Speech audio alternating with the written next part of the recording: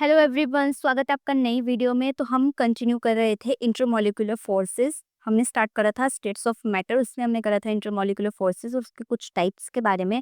आज हम करेंगे मैटर की गैसियस स्टेट के बारे में। अब गैसियस स्टेट मैटर की सबसे सिंपलेस्ट स्टेट होती है। थ्रू आउट द लाइफ आप लोग देखते हैं कि जैसे हमारे अराउंड जो एयर होती है उसमें कितनी सारी गैसेस प्रेजेंट होती हैं, ऑक्सीजन, नाइट्रोजन। तो हम फर्दर इस चैप्टर में ऐसे सब्सटेंसेस के बारे में पढ़ेंगे जो उस गैसियस स्टेट में नॉर्मली प्रेजेंट होते हैं। अब गैसियस स्टेट की फिजिकल प्रॉपर्टीज के बारे में बात करते हैं। गैसेस आर हाईली कंप्रेसिबल, मतलब गैसेस को हम जितना चाहे उतना कंप्रेस करके रख सकते हैं। और गैसेस हर डायरेक्शन में इक्वल प्रेशर को एक्सर्ट करती हैं और उनकी डेंसिटी बहुत ज्यादा कम होती है as compared to solid and liquids. और इनका ना कोई डेफिनेट वॉल्यूम होता है, ना ही कोई डेफिनेट शेप होती है।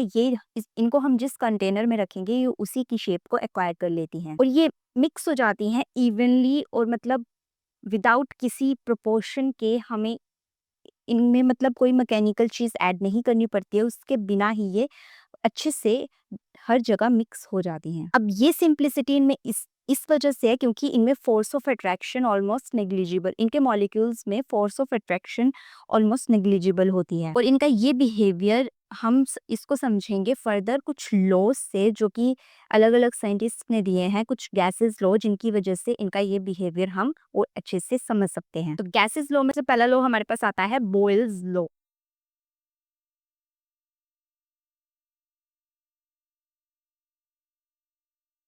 को हम प्रेशर वॉल्यूम रिलेशनशिप भी बोलते हैं।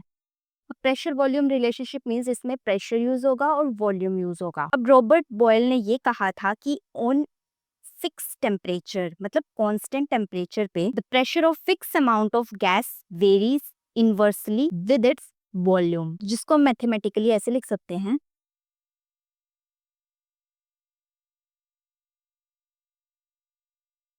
At constant temperature and fix number of moles. यहाँ पर हम ये इनवर्सली प्रोपोर्शनैलिटी का कांस्टेंट हटा के लिख सकते हैं K1।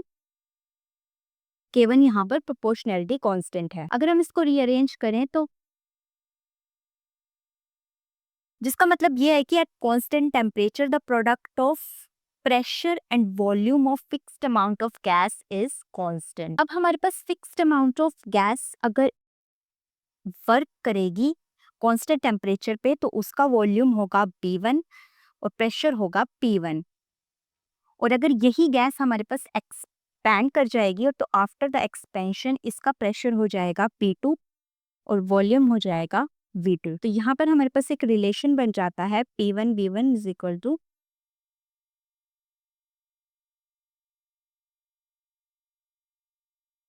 कांस्टेंट। अब हम इसको रीअरेंज करके लिखें तो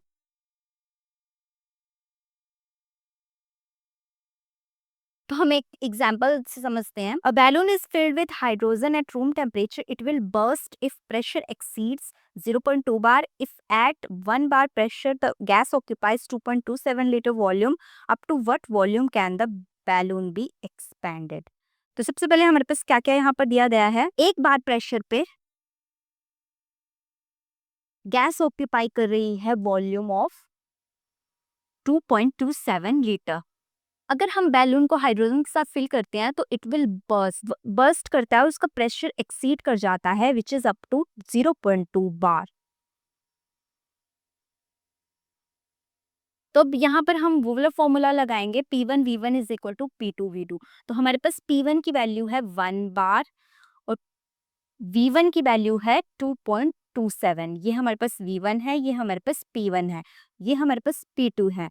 हमें निकालना क्या है V2, कि जब गैस एक्सीड हुई तो उसके बाद हमारे पास गैस का प्रेशर तो हमें पता है 0.2 बार हुआ, लेकिन वॉल्यूम क्या था। तो V2 निकालने के लिए P1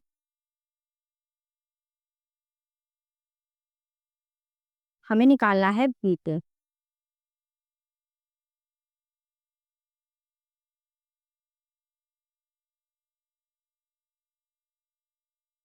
P1 हमारे पास 1 bar into V1 2.27 litre, P2 हमारे पास 0.2 बार। तो आफ्टर सॉल्विंग दिस हमारे पास वॉल्यूम आ जाएगा 11.35 litre. So since the balloon burst at 0.2 bar pressure, तो तब हमारे पास जो वॉल्यूम होगा वो अप्रॉक्सीमेटली लेस देन होगा 11.35 लीटर के। So that's all about the first law which is Boyle's law. अब नेक्स्ट हम कुछ और लॉज के बारे में करेंगे, उसको हम नेक्स्ट वीडियो में करेंगे। मिलते हैं नेक्स्ट वीडियो में। Till then keep exploring and learning Gyan with विज्ञान।